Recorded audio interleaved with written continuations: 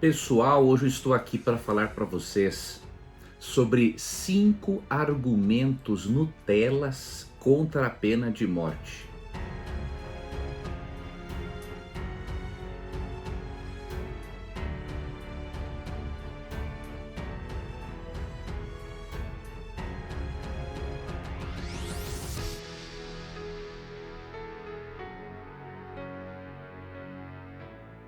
Essa vai ser praticamente a minha última contribuição para o estudo do assunto. Quem sabe futuramente exista necessidade de fazer mais um estudo, mas com a lista de vídeos, de artigos que eu disponibilizarei para você, eu não tenho dúvida alguma de que você terá um material suficiente para compreender esse assunto. Este vídeo, na verdade, ele é uma introdução a um artigo que eu estou disponibilizando para você de cerca de 30 páginas, em que eu faço um estudo sobre este assunto. Num artigo anterior, eu mostrei que Ellen White era a favor da pena de morte. Inclusive usei comentaristas cristãos e apresentei a forma como eles interpretam de forma responsável os textos bíblicos que falam sobre o assunto. Então, além daquele material de umas 20 e poucas páginas, agora você vai ter um material de 30 páginas que eu elaborei para você perceber que a pena de morte tem como base a santidade da vida humana. Quando em Gênesis 9, verso 6, Deus declara, na verdade, ele introduz a pena de morte, ele o faz simplesmente com o propósito de destacar a santidade da vida humana, ou seja, a sacralidade da vida humana é a base da pena capital. Então eu vou ler Gênesis 9:6, não vou me deter em maiores explicações, porque você as terá no artigo, e depois eu vou para os 5 argumentos Nutelas, que são verdadeiros argumentos que não dá nem para dizer, dá vontade de dizer outra palavra, para não dizer o quanto são absurdos. Em Gênesis 9:6, na tradução ecumênica da Bíblia, é dito o seguinte: Deus diz para Noé, quando nem existia e nem ia ter ali uma sociedade teocrática, tá? Quem derramar o sangue do homem, pelo homem verá derramado o seu sangue, pois a imagem de Deus fez o homem. A base da pena de morte é a santidade da vida. A vida da vítima, que é a imagem e semelhança de Deus, é tão sagrada aos olhos de Deus, que a única coisa que pode fazer expiação por isso é o sangue do criminoso. Aí você vai ter acesso a essa argumentação bem detalhada no artigo de 30 páginas. E além desse artigo de 30 páginas, eu vou deixar para você mais um material de umas 30 páginas que se constitui num estudo mais histórico, sobre a pena capital. E esse estudo foi elaborado por 4 ou 5 teologandos que hoje já são pastores, e eu fui autorizado a publicar este material. Então você terá agora de cara no mínimo 60 páginas para você entender esse assunto. E se você continuar não entendendo esse assunto aí, só Deus poderá lhe ajudar, eu não tenho mais nada a fazer por você, tá bom? Então tenha como base, antes de ler esse material, que a santidade, a sacralidade da vida criada à imagem e semelhança de Deus é a base principal. Há outras, mas é a base principal para a pena de morte, tá bom? Vamos então para os 5 argumentos Nutelas. Mais uma observação que eu preciso fazer. Veja, quando você for comentar esse vídeo, por favor, não seja ignorante, tá? Em que aspectos? Primeiro, em dizer palavrões. A pessoa que diz palavrões é uma pessoa totalmente ignorante, não tem cultura, a cultura é quase zero, tá? Em segundo lugar, eu digo ignorante no aspecto de o seguinte: não comente se você não leu o artigo, ou pelo menos um dos artigos que eu escrevi. Não comente se você não analisou a argumentação. porque isso é falta de cultura, é falta até de inteligência, tá? Então, para nós falarmos sobre um assunto, para discordarmos de alguém que gravou um vídeo, que escreveu um artigo, nós temos que, no mínimo, ler o que a pessoa escreveu, tá? Então, não sejamos analfabetos funcionais, né? Vamos ler e entender o que estamos lendo, mas, acima disso, vamos comentar depois de lermos o que a pessoa escreveu. Não fazer isso é uma demonstração de profunda ignorância, ok? Então, essa introdução dada, vamos aos 5 argumentos Nutellas contra a pena de morte. O primeiro argumento Nutella é esse que diz o seguinte: a pena de morte é contrária ao mandamento não matarás. Né? Primeiramente, o leitor precisa entender, ou o internauta precisa entender, que o sexto mandamento, né, em Êxodo 20:13, quando diz não matarás, ele proíbe o homicídio e não a pena de morte. Você tem que entender que existem palavras hebraicas diferentes para o homicídio doloso e para o matar, no sentido de executar a pena diante de um criminoso. Tá? Vou te dar 2 exemplos básicos, você pode ler no artigo. Quando o Êxodo 20:13 diz assim, ó, não cometerás, não matarás, na verdade, por exemplo, a tradução ecumênica da Bíblia, olha como a tradução ecumênica da Bíblia traduz o texto. Ela diz assim, ó, não cometerás, não assassinarás, na verdade, não cometerás homicídio, é um comentário que eu peguei. Deixa eu ver aqui Êxodo 20, verso 13, só para confirmar para você como que a TEB traduz. Aqui, ó, não cometerás homicídio. Esta é a tradução correta, por quê? Porque a palavra que aparece aqui no hebraico é hassar. E esta palavra, ela significa destruir, aniquilar, e ela é mais utilizada para o matar como bandidismo. Ok? Então o que o mandamento proíbe é hassar, ou seja, homicídio e assassinato. O mandamento não está proibindo o matar sobre a ordem de Deus, porque isso não é considerado na Bíblia homicídio. Tá? O homicídio envolve algo premeditado contra uma vítima. A pena de morte envolve algo que, após um julgamento, comprova que o indivíduo é assassino e executa o assassino. Tá? Em Êxodo 32:27, por exemplo, quando Deus manda os israelitas matarem cada um dos envolvidos na adoração do bezerro de ouro, já a palavra hassar não aparece. Por quê? Porque ele não considerou aquilo um homicídio. Como ele deu a ordem, ele utilizou outra palavra, harag. Ok? Então veja o que diz o dicionário Vini a respeito desse termo. O termo harag não é a palavra usada no sexto mandamento, né? Tanto em Êxodo 20, verso 13, quanto em Deuteronômio 5:17. A palavra aqui é hassar.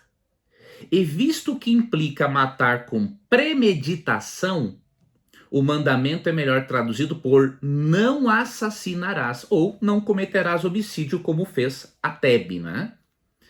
Desse modo, o Antigo Testamento ressalta os princípios da santidade da vida e da retribuição. Então, você percebe claramente que Deus proíbe é o homicídio e não o tirar a vida de um criminoso que matou por bandidismo. Deus proíbe o assassinato, não proíbe um ato de julgamento. Ok? Então vamos agora para o segundo argumento Nutella. Então esse primeiro você vê que é ridículo, né? O segundo argumento Nutella é o seguinte: não, pode haver erro no julgamento, o que seria irreparável. Veja, o fato de erros humanos acontecerem, né, porque seres humanos são falíveis na aplicação deste castigo ou de qualquer outro tipo de penalidade, não é um bom argumento para abolir completamente a pena capital. Né? Por exemplo, mesmo sem haver pena de morte, em nosso país, pessoas inocentes morrem por causa de enganos, né? Muitas vezes uma pessoa indevidamente acusada de estupro, né, vai para a cadeia e lá acabam matando o indivíduo, se não fizerem outras coisas, né, que é uma devida tortura. Mas infelizmente isso acontece.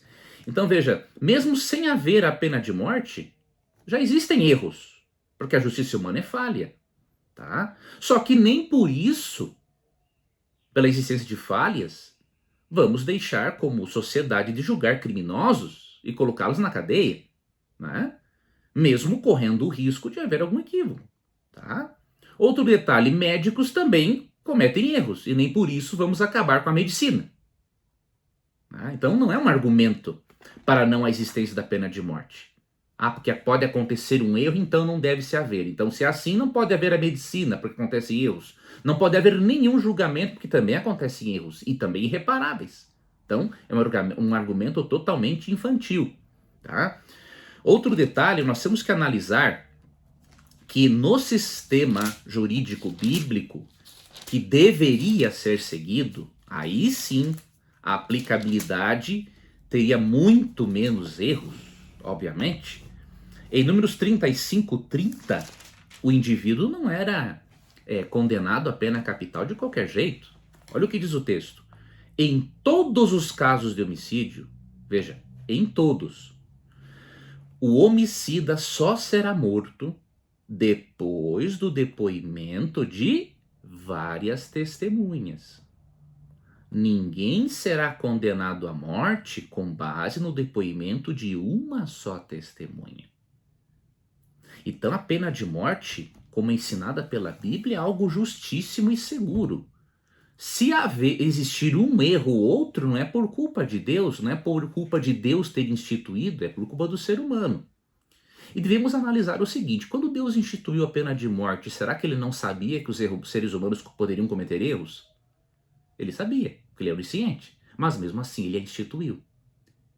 Então as exceções não anulam a regra, tá? Isso é bem claro no texto bíblico. Agora, eu não quero incentivar você a ver o ser humano como apenas um número, tá? Isso aí é perverso e não podemos fazer isso.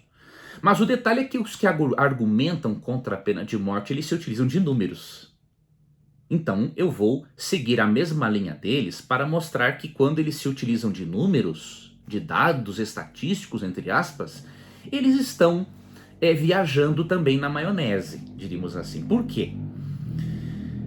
Se formos considerar números, digamos que de cada 10 assassinos, 5, de cada 10 assassinos, na verdade 10 assassinos, cada um deles vai matar, vamos jogar por baixo, 5 pessoas, tá? Então, ou seja, 10 assassinos vivos, né, soltos, e até mesmo presos, né? Eles podem dar ordem para matar alguém fora da cadeia, mesmo eles estando na cadeia. Digamos que 10 assassinos matem pelo menos 5 pessoas cada um, ao longo da vida, e eu estou jogando por baixo. Isso seriam 50 vítimas em potencial de serem mortas. Não é? Agora, levantemos a hipótese de que em cada 10 casos julgados ocorra um erro. O que é horrível. Uma pessoa morrer injustamente. Houve um erro, mas os outros 9 que matariam, ao mínimo, 5 pessoas ao longo de toda a vida, jogando por baixo, esses 9 que seriam executados faria com que 45 vítimas em potencial sobrevivessem e não fossem mortas. Então, se você quer lidar com números, lide com todos os números e não apenas com aqueles que lhe interessam. Tá ok? Então, este argumento de que não deve haver pena de morte porque pode haver erro no julgamento é um outro argumento Nutella e obviamente insustentável. Terceiro argumento Nutella: a pena de morte não reabilita o criminoso. Esse argumento revela a total ignorância do contexto bíblico inspirado e da razão pela qual a pena de morte foi instituída pelo Criador e legislador da lei. Pelo Criador da vida e legislador da lei. Comentando sobre o pensamento hebraico nas Escrituras para o termo punição, o que é punição para o pensamento hebraico? Dr. Erickson comentou Gênesis 9, verso 6, da seguinte forma, e ao mesmo tempo refuta esse argumento, né? Não reabilita o criminoso. E quem disse que a pena de morte é para reabilitar o criminoso? Dr. Erickson, em sua Teologia Sistemática, página 587, diz o seguinte, comentando Gênesis 9,6: com certeza, a pena de morte, pelo fato de ser inapelável, não tinha pretensão de reabilitar o ofensor. E embora ela também provocasse um efeito de intimidação, é evidente que havia uma ligação direta entre o que havia sido feito contra a vítima e o que deveria ser feito ao ofensor. Por causa da natureza hedionda daquilo que se fez, ou seja, a imagem de Deus foi destruída, é preciso que haja uma penalidade proporcional. Já Russell Champlin foi na mesma linha. Né? No seu comentário, o Antigo Testamento interpretado versículo por versículo, página 79, ele diz o seguinte: todos os seres humanos são nossos irmãos, mas alguns erram e cometem homicídio. Esses devem ser mortos por causa de seu crime hediondo. Contrariamente ao que dizem alguns, a pena de morte não existe somente para impedir o crime, mas também para fazer justiça. Então você não pode dizer que a pena de morte não reabilita o criminoso, mas ela não tem esse propósito. Né? Além de intimidar, a pena de morte tem o propósito de fazer justiça. Ok? E é óbvio que a pena de morte não vai reabilitar o criminoso, porque o propósito dela não é esse, mas de acordo com os comentários que lemos, né, é reivindicar o direito de Deus sobre a vida. Só ele pode tirar a vida, tá? Segundo, fazer justiça, e aí, neste caso, ele autoriza o Estado a fazê-lo, como é muito claro em Romanos 13, 1 a 7, só não entende quem não quer. E também intimidar, tá? Pensar o contrário é a mesma coisa que você querer ensinar a Deus sobre como e quando reabilitar um criminoso. Eu creio que tal atitude é arrogância. Nós não temos que ensinar nada a Deus.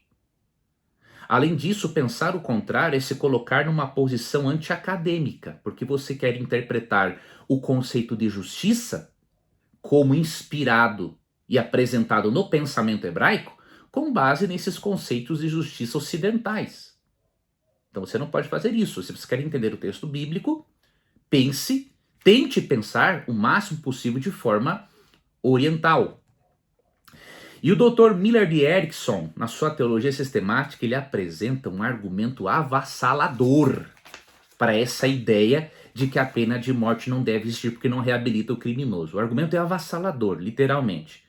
Tá? Ele diz o seguinte: o dilúvio não foi mandado para impedir as pessoas de pecar. Não é bastante lógico, né? Pois Noé e sua família, os únicos sobreviventes, já eram justos. E, sem dúvida, o dilúvio não poderia ter sido enviado com o fim de corrigir ou reabilitar, pois todos os perversos foram destruídos. O caso de Sodoma e Gomorra é semelhante. Por causa da maldade dessas cidades, Deus agiu para destruí-las. A ação divina representou simplesmente retribuição a seus atos e, obviamente, não reabilitação. Então, com isso, negar a validade da pena de morte instituída por Deus, por ela não reabilitar o criminoso, é o mesmo que ir contra a decisão divina de não reabilitar os antediluvianos e de não reabilitar, entre aspas, os habitantes de Sodoma e Gomorra. Eu acho que você não vai ser um cristão tão corajoso assim ao ponto de questionar a Deus dessa forma. Agora, se você não é cristão, aí é outra história, né? Quarto argumento Nutella contra a pena de morte. A pena de morte nega ao criminoso o direito do perdão divino e de uma segunda chance.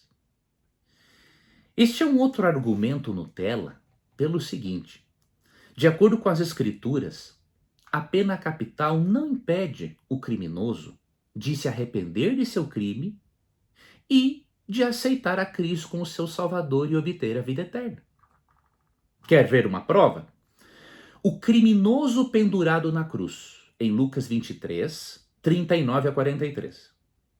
Ele estava ali e quando ele teve um contato com Jesus, bastaram poucas horas, ou quem sabe minutos, não sabemos, para ele reconhecer que Cristo era inocente, que ele em si era um criminoso, o indivíduo que estava ali na cruz, juntamente com o outro, e foi tempo suficiente para ele aceitar a Jesus. Nos estados norte-americanos, onde há pena capital, o indivíduo fica no corredor da morte por anos. Então ele tem bastante tempo para refletir sobre o que ele fez, arrepender-se e converter-se a Jesus Cristo. Tá? Só que da mesma forma que Cristo prometeu o paraíso para o criminoso na cruz e não o tirou da cruz, fazendo com que ele pagasse por seus delitos, é a forma como Cristo lida com aqueles que estão no corredor da morte. Quando eles aceitam a Cristo como Salvador, Cristo os perdoa, Cristo garante a presença deles no reino dos céus, mas assim como ele não tirou o criminoso da cruz, ele não vai tirar as pessoas do corredor da morte. É simples assim. A pena de morte não nega ao criminoso o direito ao perdão divino e nem de uma segunda chance, porque se ele aceita Cristo como Salvador, ele vai ter a melhor de todas as segundas chances, que é a vida eterna. Tá? Então esse é um outro argumento Nutella com toda a certeza. E comentando este argumento irresponsável, o Dr. Walter C. Kaiser, outro professor de ética cristã, disse o seguinte: não é raro ouvir na igreja que a pena de morte não se aplica a nós hoje, porque Jesus extinguiu a pena de morte no Sermão do Monte. Mateus 5, 43 a 48 é o texto usado, né? No entanto, um estudo cuidadoso do Sermão do Monte revelará que Jesus advertia contra o desejo de vingança pessoal. Ele não estava limitando o poder ou a responsabilidade do governo, como deixou claro o apóstolo Paulo em Romanos 13, 1 a 7. Então, Cristo, em Mateus 5, 43 a 48, trata contra o desejo de vingança pessoal, contra o fazer justiça com as próprias mãos. Ele não nos autorizou a fazer isso. Agora, em Romanos 13, 1 a 7, o Paulo, que interpretou a Cristo melhor do que você e eu, obviamente, ele diz que o governo tem a espada dada por Deus para executar o criminoso. Tá? Então, mais um argumento Nutella. E o último argumento Nutella que eu vou abordar com você, este aqui chega a me dar vontade de fazer bater a minha cabeça na parede, né? Quando eu ouço isso. Jesus livrou da morte a mulher adúltera em João 8. Então Jesus ele aboliu a pena de morte. É uma barbaridade um negócio desses. Primeiro porque quando você estuda Mateus 5, 17 e 18 com atenção, não é? Jesus diz o seguinte: não penseis que vim abolir a lei ou os profetas. Não vim abolir, vim cumprir. Em verdade vos digo, até que o céu e a terra passem, nenhum i ou um tio se omitirá da lei, até que tudo se cumpra. Então, primeiro ponto, Cristo não veio abolir a lei de Moisés. A palavra lei, em Mateus 5,17, se refere aos 5 primeiros livros da Bíblia, né? De Gênesis a Deuteronômio. Esta é a lei de Moisés. E os demais profetas do Antigo Testamento. Então, Cristo veio dizer o seguinte: olha, eu não vim abolir o Antigo Testamento, eu vim cumprir. A palavra cumprir no grego é plero. e significa completar, encher, dar o verdadeiro sentido. Então o que Cristo veio fazer não foi abolir a lei de Moisés, inclusive as instruções dadas por Deus a ele sobre a pena capital. O que ele veio fazer foi ampliar o significado dessas leis, significado que havia sido perdido, obviamente, pelos líderes judeus na época, tá? Então esse é o primeiro ponto. Segundo ponto, você não pode pensar que Cristo é diferente de Deus Pai, né? Deus Pai executou a pena capital. Jesus não. Pelo amor de Deus, você como um cristão responsável, você não pode separar o caráter de Cristo do caráter do Pai. Jesus diz em João 10,30, quem vê a mim vê o Pai. Não, eu e o Pai somos um, ele diz. E em João 14, versos 9 e 10, ele diz assim, quem vê a mim vê o Pai. Ou seja, as decisões de Deus dadas a Moisés foram as decisões de Cristo e do Espírito Santo. E as decisões de Cristo no Novo Testamento foram as decisões do Pai e do Espírito Santo. A Trindade não trabalha em contradição. Né? E por que Jesus não condenou a mulher adúltera? Se, de acordo com o Antigo Testamento, o adúltero pego em flagrante poderia ser apedrejado. Eu vou analisar com você aqui, para finalizarmos o vídeo, 5 pontos, para você ver que este é um argumento bem Nutella mesmo. Primeiro lugar, a situação da mulher adúltera foi arranjada para incriminar Jesus. Ali não estava sendo realizado um julgamento justo. Até mesmo porque Ellen White, quando comenta este evento, olha o que ela diz, ó, no seu livro O Desejar Todas as Nações, página 461. Esses pretensos guardas da justiça que levaram ela até Jesus, não é? Haviam eles próprios induzido a vítima ao pecado, a fim de deitarem a Jesus uma armadilha. Você acha que Cristo iria apoiar uma barbaridade dessas? Ou seja, longe de abolir a pena capital, Cristo está agindo com amor pela justiça e com amor pela vítima daqueles homens cruéis que induziram ela ao pecado simplesmente para armarem uma armadilha para Cristo. Segundo aspecto, por que Cristo não a condenaria? De acordo com Levítico 20, verso 10, preste atenção nesse texto. Os dois, se fossem pegos em flagrante, poderiam ser mortos. O detalhe é que eles levam só a mulher até Jesus. Cadê o indivíduo que tinha adulterado com ela? Ela adulterou sozinha? Então seria uma barbaridade Cristo permitir um julgamento desses, porque apenas uma das partes errada, das partes que errou, estava presente. O homem não estava presente. Então aquilo foi totalmente arranjado, tanto que uma das partes não estava ali. Então Jesus jamais iria fazer algo que contradissesse o que está na própria lei de Deus, em Levítico 20, verso 10, por exemplo, que a punição era para ambos, porque a mulher não adultera sozinha, nem o homem adultera sozinho, né? Então é óbvio que Cristo não aceitaria um julgamento tão injusto e contrário às orientações da Torá. Quarto ponto, em Números 35:30, e nós já lemos esse texto dizendo, ó, em todos os casos de homicídio, o homicida só será morto depois do depoimento de várias testemunhas. Ninguém será condenado à morte com base no depoimento de uma só testemunha. O julgamento não poderia ocorrer porque todos foram embora. Quando Cristo disse assim, ó, quem não tem pecado atire a primeira pedra, naquela situação arranjada, vergonhosa, a consciência deles os acusou, porque muitos deles estavam faziam parte daquela maquinação, né, daquele plano perverso, né, de arranjar uma situação, induzir uma vítima ao pecado para tentar pegar a Jesus, né? E fizeram algo totalmente absurdo, né? Tanto que a outra parte não estava presente. Então, como as testemunhas todas foram embora, quem que poderia testemunhar contra a mulher? Além disso, Jesus não era ali. A função de Jesus ali não era ser juiz. Ele veio para salvar o pecador.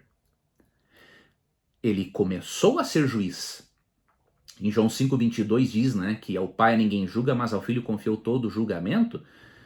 A partir de 22 de outubro de 1844, né, quando nós estudamos a profecia das 2.300 tardes e manhãs de Daniel 8,14, nós aprendemos que a partir dali, Cristo acumula a função de intercessor e juiz. Mas é a partir dali. Aqui Cristo não estava na sua função de juiz. E para finalizar, último, quinto ponto. De acordo com números 35, 30 a 40, isso aqui é muito importante. O adultério e outras dezenas de crimes, havia ainda a possibilidade, não que isso acontecesse sempre, e nós nem temos, nem sabemos se isso sempre acontecia, porque a revelação não nos apresenta algo, mas poderia haver um resgate. Os eruditos ensinam, e você vai ver no meu artigo, né, que para os cerca de 23, alguns dizem 30, para os em torno de 30 crimes passíveis de pena capital, havia a possibilidade de resgate para quase todos eles. Mas para um não havia. E isto prova que a pena capital não é uma questão simplesmente cultural, e ela envolve um princípio, que é a valorização e a santidade da vida daquele que morreu. Então, veja esse texto aqui. Números 35, 30 a 34. Em todos os casos de homicídio, o homicida só será morto depois do depoimento de várias testemunhas. Ninguém será condenado à morte com base no depoimento de uma só testemunha. Não aceitareis compensação. Aqui na tradução ecumênica está compensação. Na sua tradução, possivelmente a Almeida, está resgate. Tá? Pela vida de um homicida que merece a morte. Ele será morto. Também não aceitareis compensação para deixá-lo buscar refúgio numa cidade de refúgio, ou voltar a morar na própria terra antes da morte do sacerdote. Não profanareis a terra onde estais, pois o sangue da vítima, não é? Ele profana a terra. E não é possível lavar a terra do sangue que nela foi derramado, a não ser com o sangue daquele que o derramou. Não macularás a terra onde habitais, no meio da qual eu habito, pois eu sou o Senhor, que habito no meio dos filhos de Israel. Então veja, esta linguagem chama a atenção dos eruditos.